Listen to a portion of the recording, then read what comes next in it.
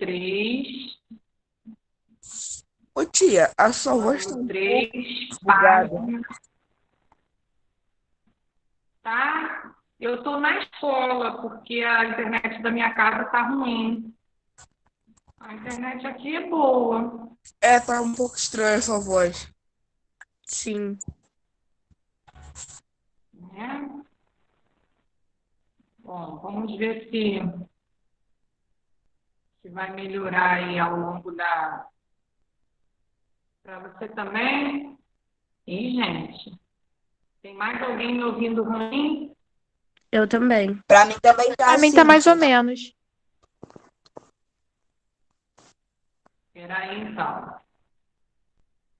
Fiquem aí, tá? Tá bom.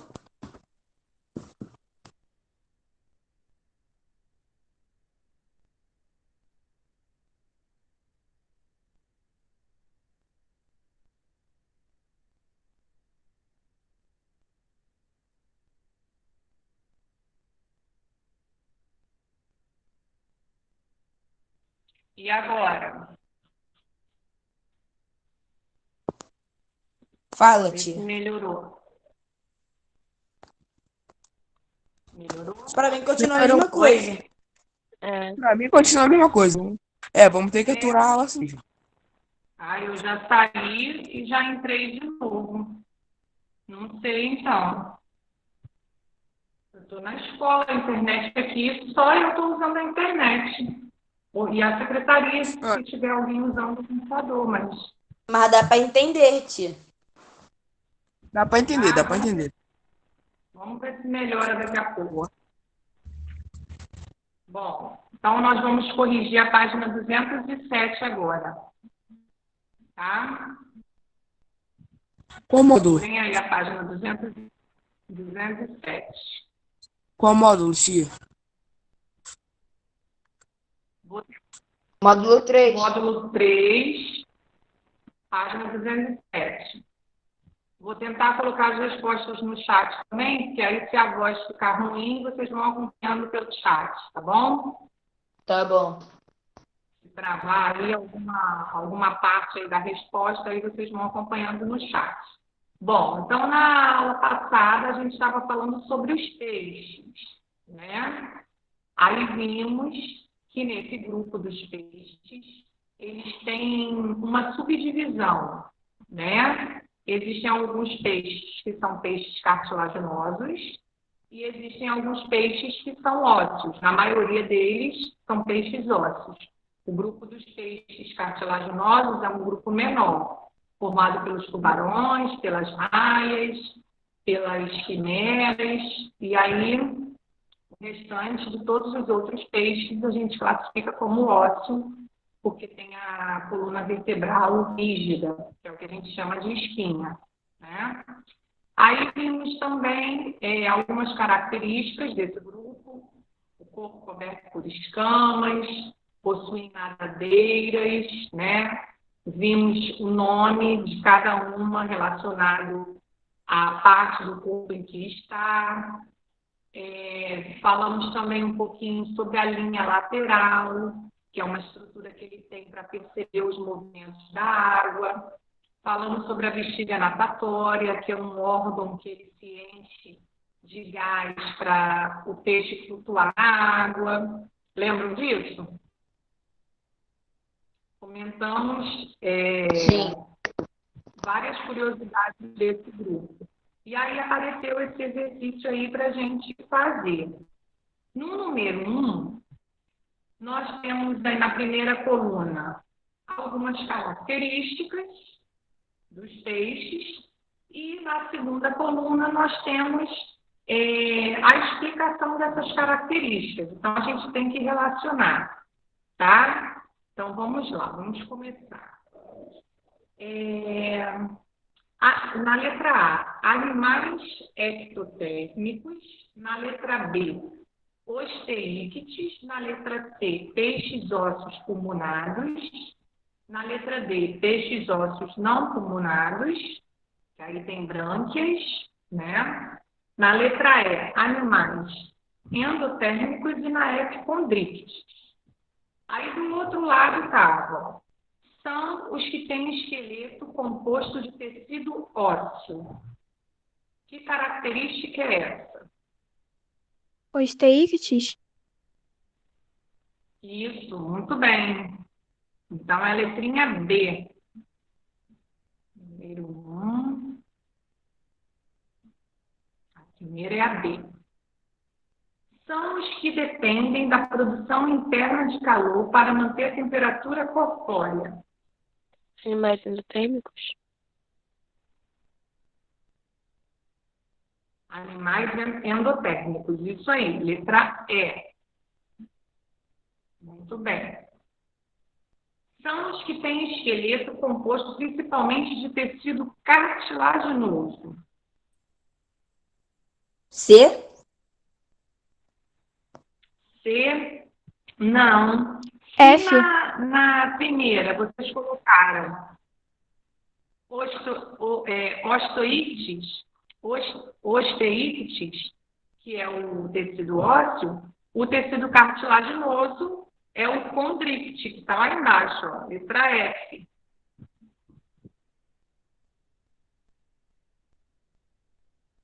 São os que possuem adaptações que lhe permitem respirar fora da água. Qual é aquele peixe que consegue respirar fora da água? Peixes Eu acho que agora é o ossipulmonados. C. Peixes ósseos pulmonares, muito bem. Eles têm pulmões em vez de brânquias. São os que utilizam fontes externas de calor para regular a temperatura do corpo. Animais Animais Animais ectotérmicos. ectotérmicos. Letra A, animais ectotérmicos. E, por último, são os animais que respiram por meio de brânquias. peixes ósseos não pulmonados? D. Os peixes ósseos não pulmonados. Isso aí, se eles têm brânquias, eles não precisam ter pulmões. Eles vão conseguir respirar debaixo da água, através dessas brânquias. Então, confere lá no chat, ó, a sequência ficou D, E, F, C, A e D.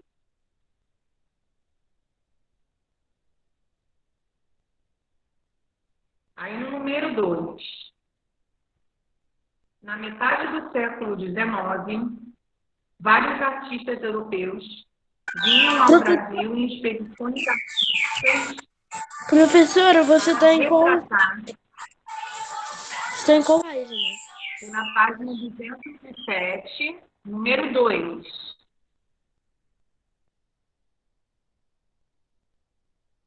Para retratar as paisagens, os costumes, a flora, a fauna do país. A pintura ao lado é uma obra dessa época, produzida pelo artista francês Jean Debré. Ela retrata um peixe ósseo popularmente conhecido como badejo. Aí na letra A, quantas nadadeiras o badejo possui? E quais são elas? Quantas nadadeiras vocês conseguiram contar aí? Lembrando que tem de um lado e do outro, tá? Quantas vocês conseguiram contar? 5, tia. 5. Vamos 7. ver. 1, 2, 3, 4, 8. 7. Muito bem. São 7. Então, na letra A.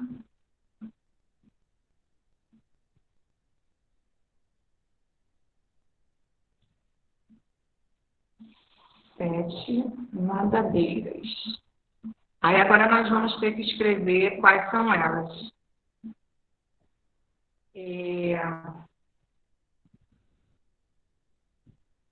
Professora, você está no módulo 3? Módulo 3, página 207. Número 2, letra A. Uma dorsal.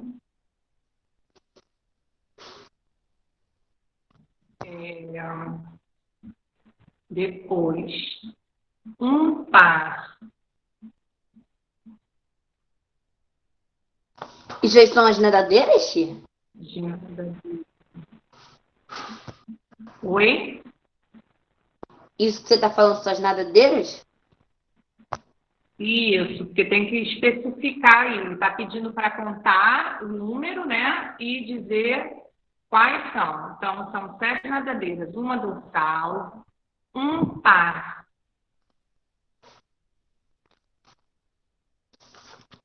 de nadadeiras peitorais,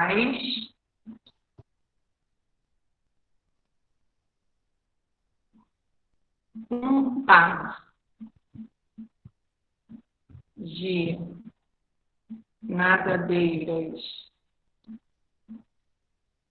pélvicas,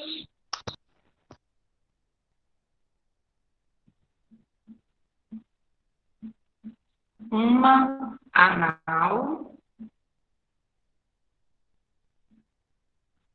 e uma caudal.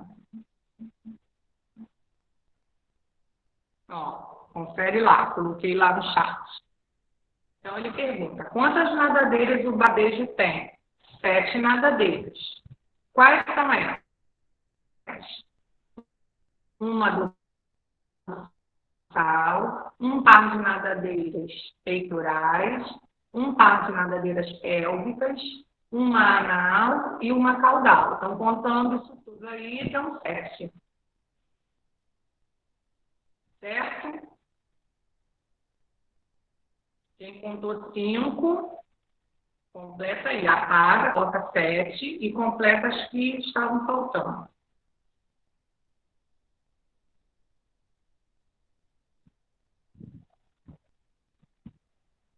Aí na letra B, cite 2 características presentes nos peixes que possuem a mesma constituição esquelética do badejo. Então, pode ser qualquer característica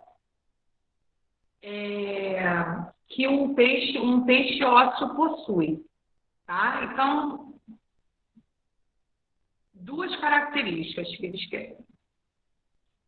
Qual característica a gente pode colocar que tem num peixe ósseo? Pode ser do corpo, pode ser qualquer característica que vocês lembrem.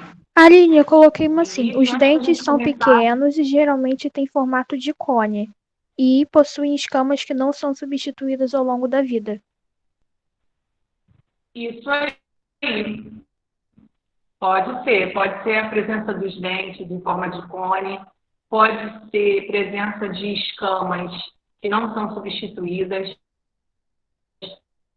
pode ser presença de linha lateral, pode ser presença de bexiga natatória, isso tudo tem nos peixes ósseos, tá? Então vamos lá, vamos escrever isso. São 2 só. Presença de escamas que não são substituídas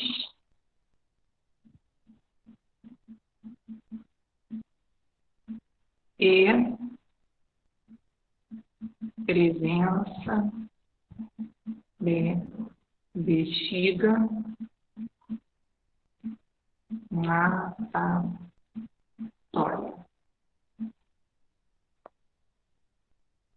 Pronto, coloquei lá. Pode ser fecundação externa também. Tem várias características aí.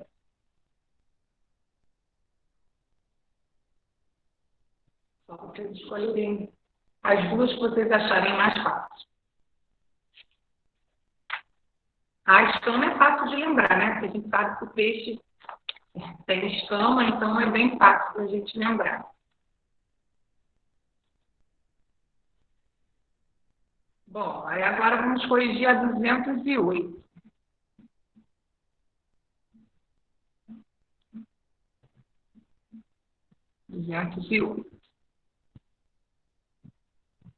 Bom, número 3. Leia o texto e observe a imagem a seguir. A usina hidrelétrica de Xingó, localizada entre os estados de Sergipe e Alagoas, e está instalada no Rio São Francisco, que é o principal da região nordestina, com aproximadamente 2.800 quilômetros de extensão. A barragem dessa usina tem cerca de 140 metros de altura e as comportas têm capacidade para passar 33 milhões de litros de água por segundo. As barragens são barreiras artificiais construídas em cursos de água com o objetivo de reter água. Geralmente são construídas para auxiliar no abastecimento de água para as regiões urbanas e para a geração de energia elétrica. Aí ele pede, na letra A, cite uma vantagem e uma desvantagem das usinas hidrelétricas. Então, uma vantagem da gente ter uma usina hidrelétrica, quem sabe me dizer?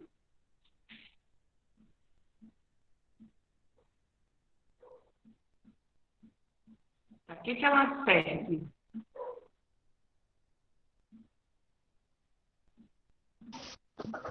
Quem sabe?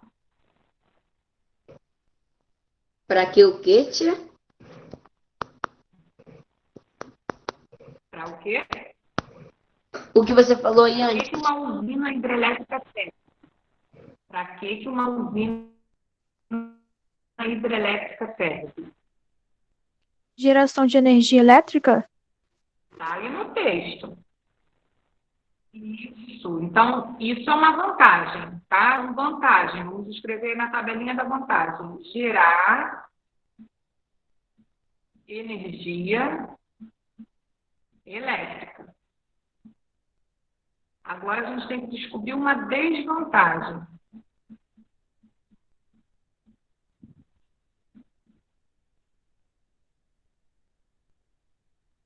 Qual é uma desvantagem de uma usina hidrelétrica? Deixa eu ver se tem aí no texto. Não, a desvantagem não tem aí, não. A gente vai ter que pensar um pouquinho para descobrir.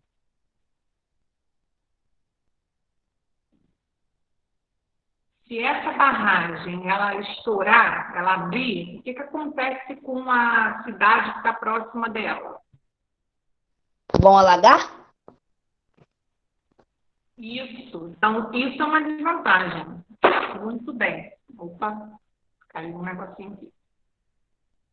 Inundação.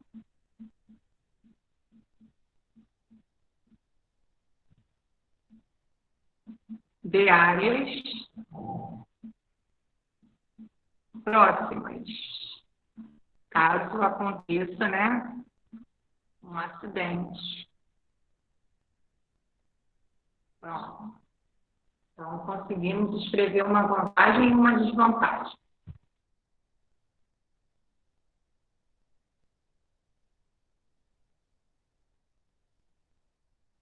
É só uma, tia?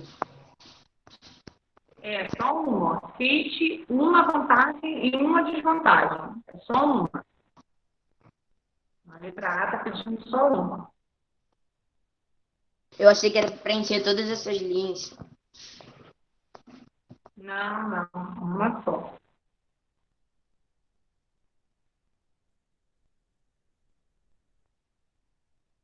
Bom, aí na letra B ele pede para a gente escrever no caderno, mas não era necessário escrever no caderno, não. A gente pode comentar aqui agora. Quais são os impactos que a construção de uma barragem pode causar aos peixes? Se necessário, faça uma pesquisa. Em seguida, converse com seus colegas. Bom, então vamos lá. O que pode acontecer com os peixes dessa região aí? Eles poderiam ir para um outro local. Isso, né? Eles acabam desviando, né? Por conta dessa movimentação toda aí da água, eles podem acabar indo para um outro local, né?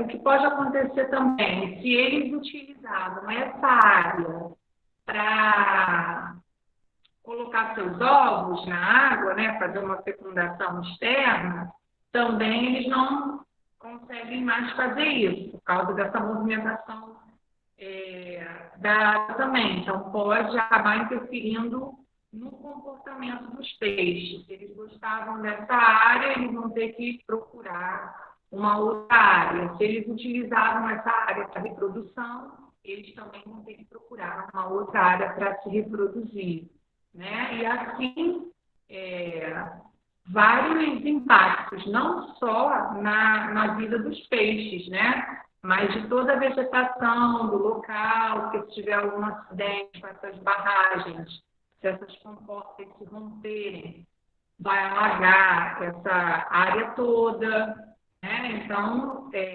existem vários impactos ambientais que podem ocorrer quando se tem uma área assim com essas usinas, tá? Mas, ao mesmo tempo, é necessária, porque vocês me disseram aí na vantagem que ela ajuda a gerar energia elétrica, né? E também pode contribuir também a auxiliar no abastecimento de água. Então, tem o seu lado bom, mas também tem o seu lado ruim, que afeta também a parte ambiental. Então, vai gerar, né, toda a construção assim, ela vai favorecer a alguém, no caso a gente, né, o ser humano, mas ela também vai prejudicar, ela vai produzir um impacto ambiental, um impacto na natureza, tá? Agora nós vamos completar o 4. O 4 é para a gente completar com uma dessas duas palavras que estão entre parênteses, tá? Então, deixa eu colocar aqui o número 4.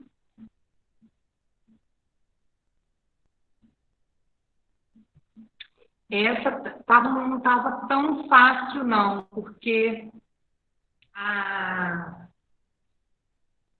frases, né, elas eram frases curtinhas e, às vezes, em determinadas frases, dava até para a gente usar as duas palavras. Então, a gente tem que tomar cuidado para não ficar equivocado com a parte que falava, com a frase que vinha depois. Então, lá na letra A, nos peixes, aí a gente tem que completar com ósseos ou cartilaginosos. Aí ele completa, ó, a fecundação é interna ou externa. A maioria desses peixes possuem um estágio larval ou embrionário, em que eles são chamados de alevinos ou girinos. Então, a gente tinha que tomar cuidado para não confundir.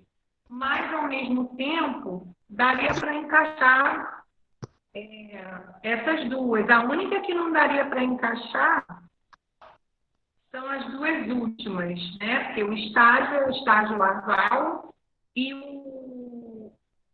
o estágio larval dos peixes, eles não podem ser chamados de girino, porque girino é do grupo dos anfíbios.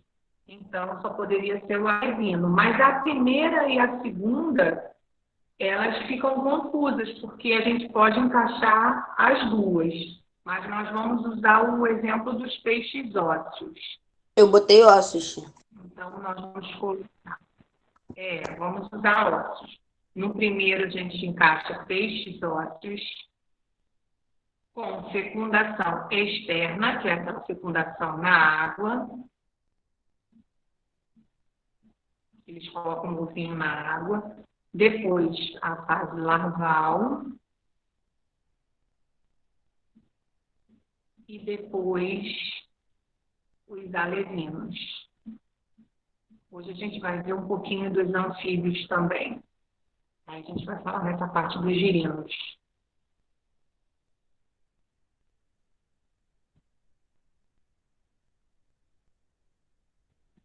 Aí depois ele se refere aos peixes cartilaginosos. As escamas sobre a pele dos peixes cartilaginosos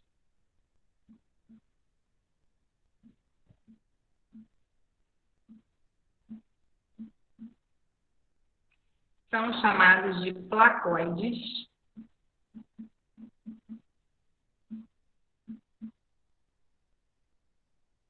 nesses animais as escamas são substituídas.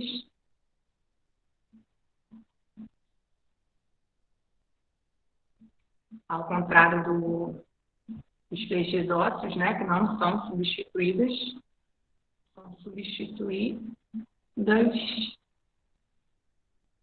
e pronto, só isso.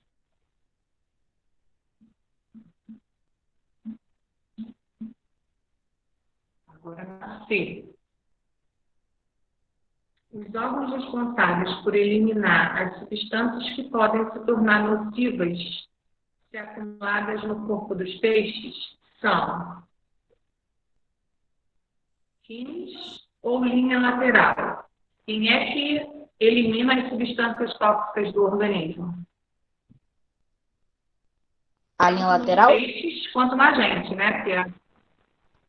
Não, a linha lateral é aquela linhazinha que tem no corpo dele que vai perceber a movimentação da água.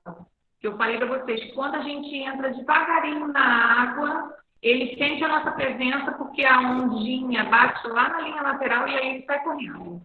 Ah, é, Tá? tia, é verdade, Então, são verdade. rins. Você falou isso. Então, quem vai eliminar as substâncias são os rins. A gente também, tá? Nós também temos 2 rins.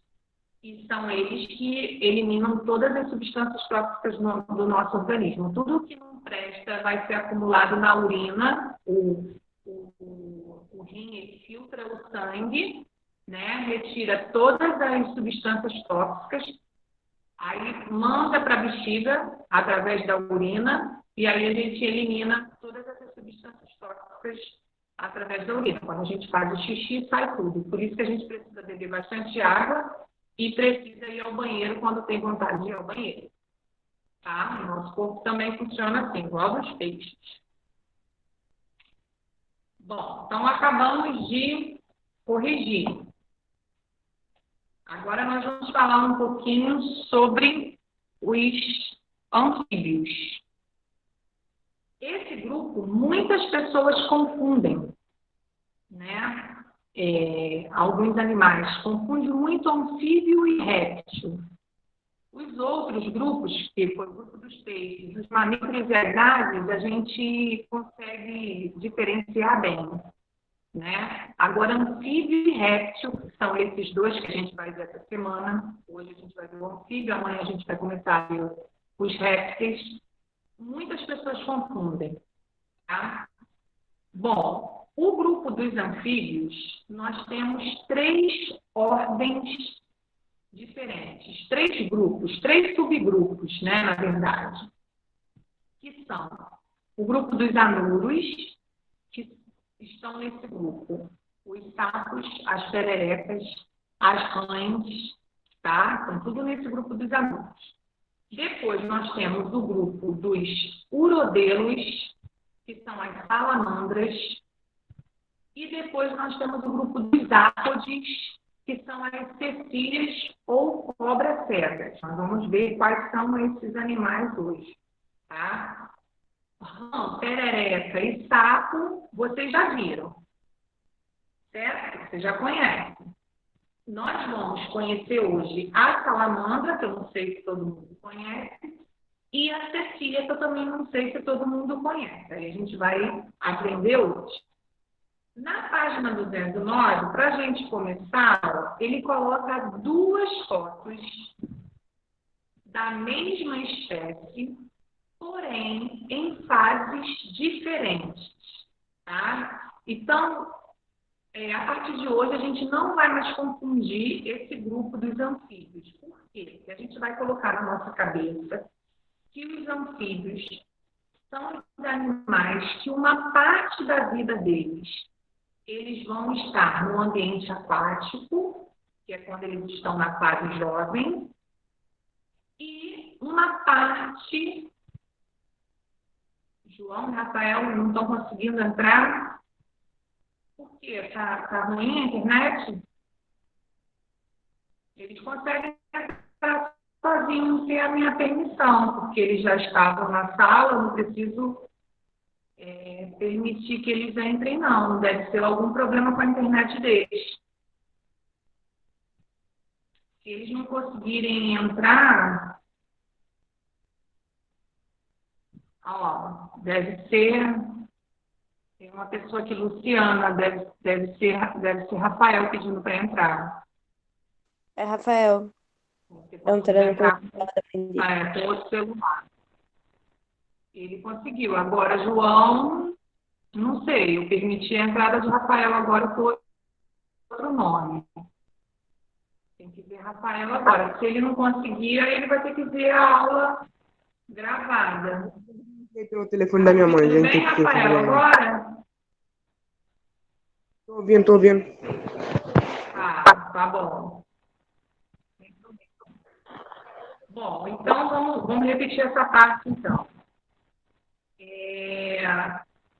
A partir de hoje, então, nós não vamos mais confundir esse grupo dos anfíbios, tá? Porque uma parte da vida do animal, ele vai viver no ambiente aquático, e uma outra parte, quando ele chega à fase adulta, ele vai passar a ter uma fase no ambiente terrestre. Por isso que a gente tem aí, ó, a rã da floresta em dois ambientes diferentes. Na primeira foto, ela está no ambiente aquático, porque ela ainda está na fase jovem. Então, ela ainda é um girino. Ela tem uma cauda grandona. Essa cauda, depois, ela vai evoluir, ela vai diminuir de tamanho e vai ficar igual da outra foto. Quando ela chega nesse estágio, aí ela só fica no ambiente terrestre. Ela só vai voltar na água para se reproduzir, tá? Então, o que acontece com os anfíbios? Quando eles estão no estágio larval, que é esse de girino, eles possuem brânquias, por isso que eles conseguem respirar debaixo da água.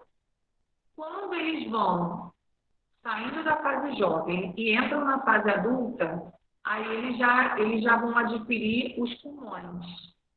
E eles também fazem uma respiração, um processo respiratório auxiliar, que a gente chama de respiração pela pele, que é a respiração cutânea. Então, eles conseguem respirar pelos pulmões e pela pele ao mesmo tempo, tá? Isso quando eles já estão adultos. Quando estão jovens, ainda está nessa fase da primeira foto, no estágio larval, e aí possuem brânquias.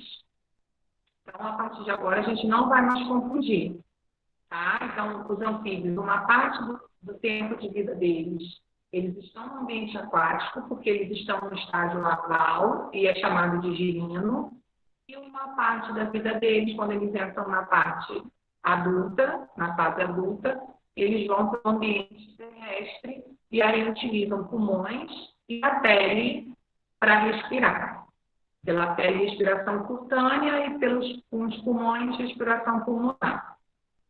Bom, aí ele coloca duas perguntinhas para a gente pensar aí. Em que tipo de ambiente vivem os girinos e as formas adultas desse animal? Então, olhando pela foto, a gente consegue identificar o girino no ambiente aquático e a fase adulta no ambiente terrestre. Aí ele coloca outra pergunta. O girino e a forma adulta de rã realizam trocas gasosas da mesma forma? Acabei de falar que não. O girino, ele realiza a troca gasosa por meio de brânquias e a rã adulta faz essa troca gasosa através da pele e dos pulmões, tá? Por isso que eles estão nesse grupo dos anfíbios. Só por causa dessa característica, tá? Quando tem essa dupla vida, vamos dizer assim, né, de ambiente aquático e ambiente terrestre, a gente classifica esses animais no grupo dos anfíbios. Bom, aí nós vamos ver agora quais são esses animais aí que a gente está tanto falando do grupo dos anfíbios. Só que antes a gente vai dar uma olhada na página 210 e vai ver um processo evolutivo, tá, dos animais. Há milhões de anos atrás, há 360 milhões de anos atrás, a maioria dos seres eram seres aquáticos, tá? E aí, como que eles passaram a viver no ambiente terrestre? Eles sofreram algumas adaptações, algumas transformações, e aí o seu corpinho foi se adaptando e se modificando para chegar até o ambiente terrestre. Então, nessa página 210, mostra esse processo evolutivo. A gente tem aí uma espécie que é bem parecida com um peixe, né? Tem nadadeiras, tá vendo? Nadadeira peitoral, pélvica, dorsal, tá? Professora, Ui. olha, eu vou ter que tomar conta da minha irmã aqui, ó, porque ela tá bem aqui. Minha mãe saiu, vou ter que tomar conta dela. Tá bom. Depois você assiste a aula, então, na plataforma, tá? Tá. Depois, a gente tem um outro animal, um outro peixe também, só que já com uma estrutura já diferente, o corpinho já está modificado. No terceiro, mais modificado ainda, já apareceram duas patas na frente. Já tem até uma aparência assim, meio de um réptil. E no quarto, no quinto, uma adaptação maior ainda. Já tem as patinhas mesmo, a cauda. Então, esse desenho aqui está querendo mostrar para a gente esse processo evolutivo de como os animais saíram do meio aquático e conseguiram chegar ao ambiente terrestre. Tá? Só para a gente entender que isso levou milhões de anos e que a adaptação foi da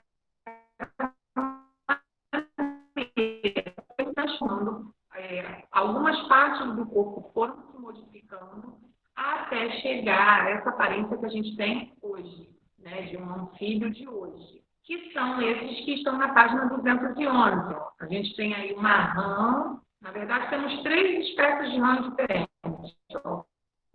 A arborícola, a africana e essa rã aí que não diz a espécie dela, que está sobre um galho de árvore. Tá? Os 3 que estão aí são rãs. Bom, o que a gente pode observar, então, aí nesse primeiro grupo, do grupo dos anuros? O grupo dos anuros tem como principais representantes os sapos, as pererecas e as rãs. Tá? Algumas pessoas... Fala, Gabriel.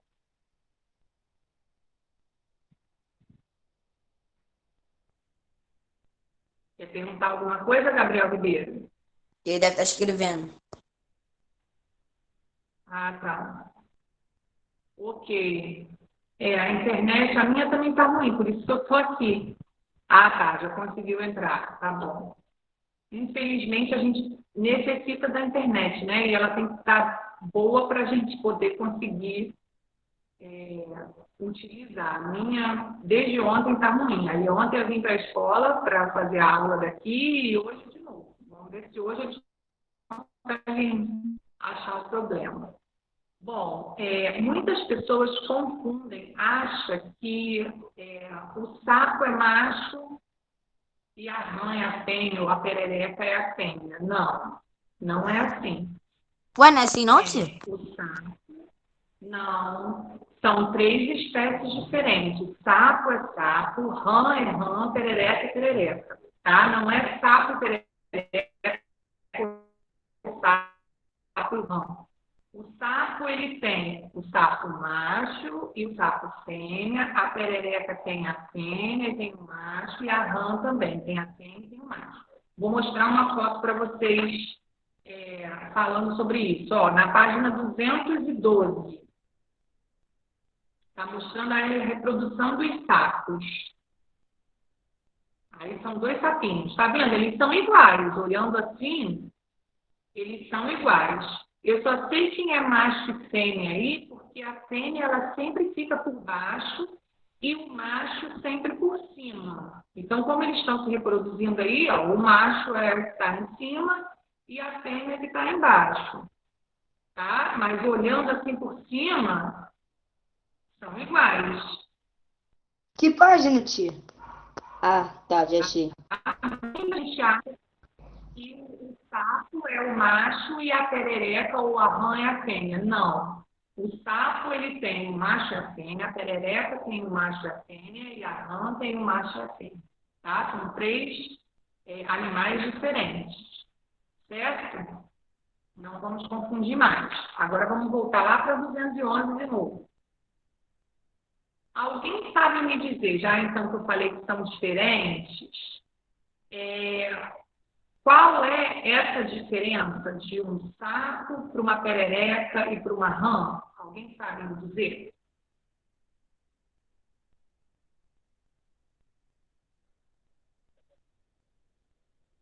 Ai, eu adoro esse silêncio de vocês. Todo mundo pensando, ninguém... A diferença de uma rã para uma perereca, tia? E É o para um tamanho? sapo? O tamanho pode ser. Pode ser sim. Mas se você, por exemplo, você está numa floresta, aí vê um bichinho lá pulando. Aí como que você consegue identificar se ele é um sapo, se ele é uma perereca, se ele é uma rã? Pelo Alguém tamanho do sabe? pulo? O tamanho das O patas? sapo, geralmente, ele... Né? Isso. A pata tem a ver. Muito bem, Renan. O sapo, geralmente, ele vai usar o salto, né? Ele vai pular, tá? E a patinha dele é uma patinha igual está na página 212, ó. Bem musculosa, tá? Para ele dar esse salto. A rã e a perereca já não tem esse membro tão musculoso assim, não. As rãs, elas gostam muito de subir, tanto perereca quanto rã, em galhos, igual tá essas três aí na foto da 211. Para elas subirem, elas precisam, ó, ter na pontinha dos dedinhos delas, tem uma bolinha que é chamada de ventosa. Essa ventosa, ela agarra no galho da árvore e aí ela consegue subir. Tá?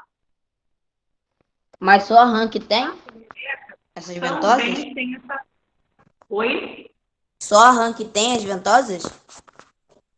A perereca também tem. Só que a rã, olha a outra patinha de trás. Entre os dedinhos tem uma membranazinha no meio. Tá vendo? Uma pelezinha. Na segunda foto está dando para ver bem porque ela está com a patinha aberta. Tem uma membranazinha igual a pata do pato. Quando a gente chegar lá no pato, a gente vai comentar também da pata dele. Porque as rãs, elas também gostam de ambiente aquático, de ir na água e elas nadam muito bem. Por isso que elas têm essa patinha assim, parece um pé de pato. Tá? Já a perereca não tem essas membranazinhas, não. Então, só vão ter as ventosas, porque elas gostam de subir em árvore também. Certo? E o sapo não. O sapo ele vai ter uma perna mais musculosa, mais robusta, porque ele vai precisar se locomover através do salto. Certo? Alguma pergunta até aqui? Não. Não. Não. Aí, na 213, ó, nós temos a foto de uma salamandra. Esse grupo dos urodelos só tem a salamandra como representante, né? Salamandra e tritão, que é esse que está aí embaixo. Então, ele parece uma lagartixazinha, só que a lagartixa a gente vai ver que está no grupo dos répteis, tá? Por que a lagartixa não está aí? Porque o corpinho dos anfíbios ele é liso e úmido. E do grupo dos répteis, não. A gente vai ver que não é assim o corpinho por fora deles. Então, por isso que a salamandra faz parte desse grupo dos urodelos. Tá? E temos a tal da Cecília, que eu falei para vocês, que também pode ser chamada de cobra cega, que é o representante do grupo dos ápodes, que está na página 214. Olha como ela é. Parece uma minhoca, mas não é uma minhoca, porque é um animal vertebrado. As minhocas são invertebradas, tá? Mas olhando assim, existe uma espécie de minhoca, que é a minhocossu, que ela é bem grande. Então, olhando assim, se a gente olhar rápido, a gente pode confundir com uma minhocossu. Mas nesse caso aqui, a gente sabe que é uma cecília porque é um animal vertebrado, tem ossos, tá? E ela é chamada de cobra cega também, cecília ou cobra cega, porque ela tem uma membrana na parte do olho, tá? Então, ela não consegue enxergar muito bem, não. Ela vai mais por estímulos de luminosidade do ambiente, tá? Tem uma cauda curta, a cauda dela é curtinha, já na cauda da salamandra, é uma cauda grande, né? No grupo dos sapos, pererecas e rãs, só vai ter essa cauda na fase larval, que é enquanto eles estão na fase de girino, depois a cauda também some, né? E na página 215, ó, tem um animal que é uma exceção. Olha que animal esquisito. O axolote. Parece que ele tá sorrindo pra foto.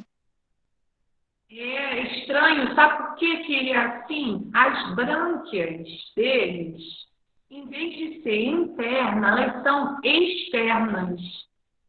Tá vendo essas coisinhas rosas aí para fora? São as brânquias deles. Então, esse aí está na fase larval ainda, né? Está no ambiente aquático.